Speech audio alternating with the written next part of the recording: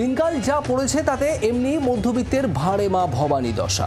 এবার ভাঁড় ফুটো হওয়ার জোগাড়, মধ্যবিত্তের আরও চাপ বাড়ার আশঙ্কা। শখের জিনিসগুলোতে চাপতে পারে চড়া জিএসটি। কোল্ড ড্রিঙ্কস, জুতো, জামাকাপড়, প্রসাধন সব কিছুরই দাম বাড়ার আশঙ্কা। ৩৫% জিএসটির গেরোয় পড়তে চলেছেন সাধারণ মানুষ।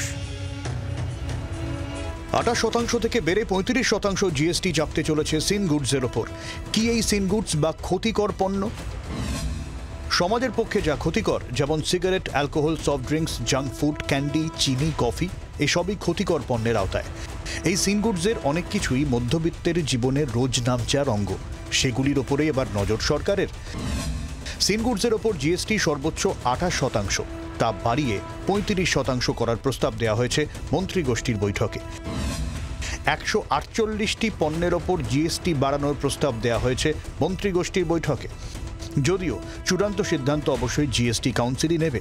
জিএসটি বৃদ্ধি নিয়ে মন্ত্রিগোষ্ঠীর প্রস্তাব, দাম বাড়ানো হোক সিগারেট ও তামাকজাত দ্রব্যের, দাম বাড়বে কোল্ড ড্রিঙ্কসের, ১৫০০ টাকার নিচে জামা কাপড়ে ৫% জিএসটি লাগু হবে, ১৫০০ টাকার উপরে হলেই সেই জামা কাপড়ে ১৮% জিএসটি চাপবে, আর ১০,০০০ টাকার উপরে ব্র্যান্ডেড জামা কাপড়ে ২৮% জিএসটি।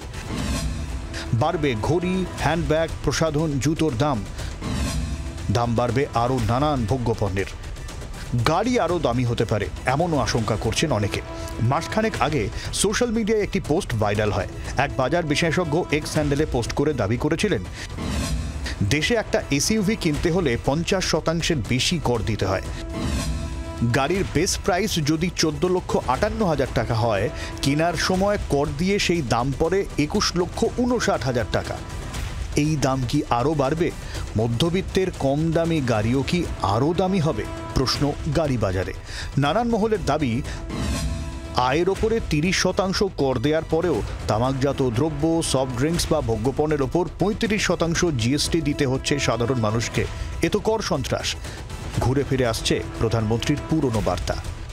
ईमानदारी से टैक्स भरता है उसकी कोई परवाह नहीं है, और इसलिए हमारा निर्णय है कि विदेश से जो काला धन वापस लाएंगे उसमें से कुछ परसेंटेज ये जो रेगुलर सैलरी वाले लोग इनकम टैक्स भरते हैं ना, उनको इनाम के रूप में वापस देंगे।